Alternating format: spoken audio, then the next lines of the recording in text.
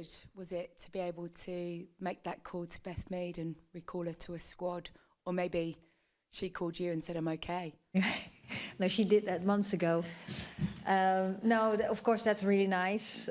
She's played minutes. She's in a good place and still building too.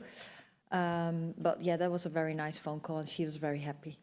What sort of conversations have you had with Arsenal and her? Because she only started her first league game, 2 days ago? Yeah, well, we've had conversations all the time. So we had conversations before September camp or during, or before and after. And so did we in October too, because she was already fully training and getting some minutes, but I just wanted to see a little more. And that's what we have seen now. And she's just, her health is really good, so she can just go.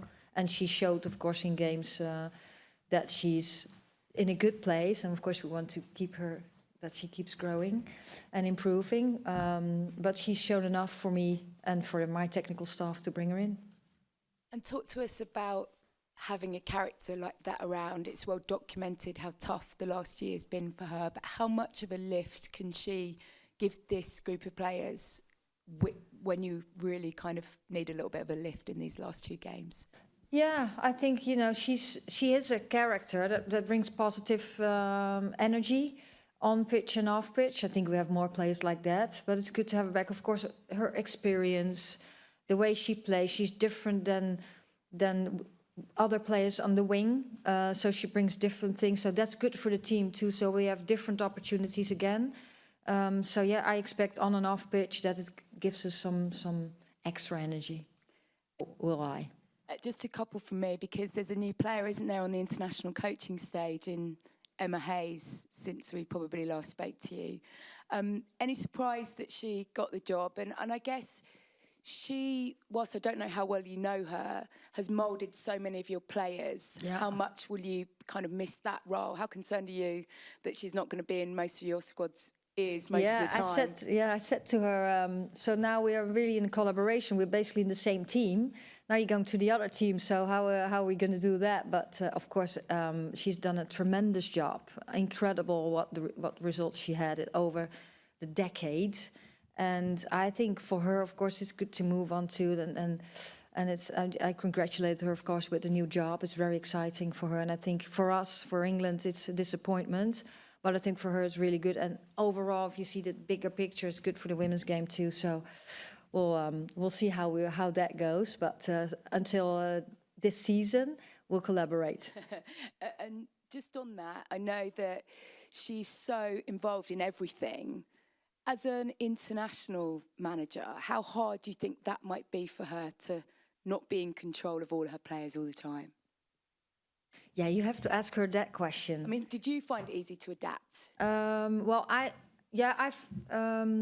that's a long time ago. That was 2014 when I joined the Dutch national team as assistant coach. In the beginning, I found that hard because you were involved every day. Later on, you find a way to do that. And now it's just finding balance all the time.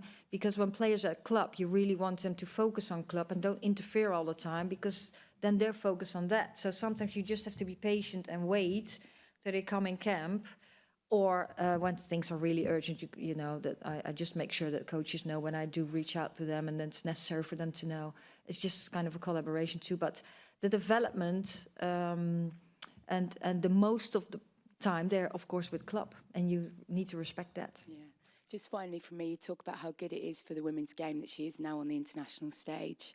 I wondered about the fact that she now earns the same as the men's USA coach, how good that is as well for the women's game. Yeah, that's in the news everywhere. I think the game is growing so much, and that's what we see in all stages. So the facilities and all the opportunities we get, the level, of course, and for the players. And this is another step that has been taken.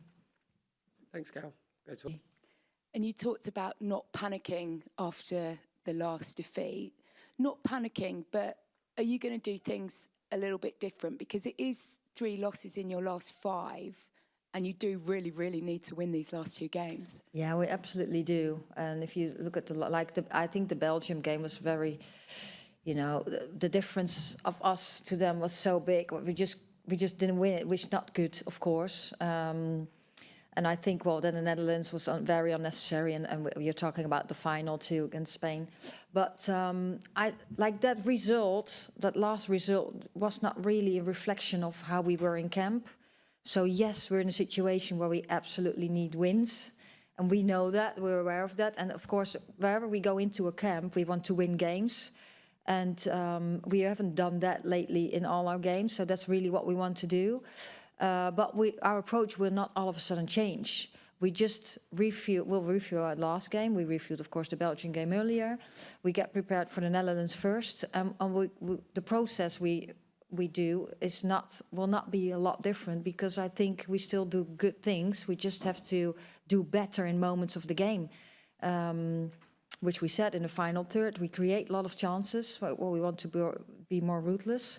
And we have to be aware of the counter-attack and do better things with that, and keep the ball better, being tighter on the ball. And I wonder, because... Hi, Serena. Hi. Just quickly as well, obviously the Champions League has now begun as well. I know we talk about fixture congestion a lot, but with the timing of these two games, does that mean that perhaps you'll need to use more of the squad and perhaps rotate more between the two games than you would otherwise? Yeah, we'll approach the games to win, and I'll sub to win. And of course, we'll see also how players come in. So it's a very busy period now for all the players who have Champions League. So then when they come in, we'll see how they are, and we're trying to get everyone ready for the Friday game. And after the Friday game, we get everyone ready for the Tuesday game, and we'll see. But we'll sub or get the starting lineup with players who are fresh and ready to play, and we think those are the best at that moment.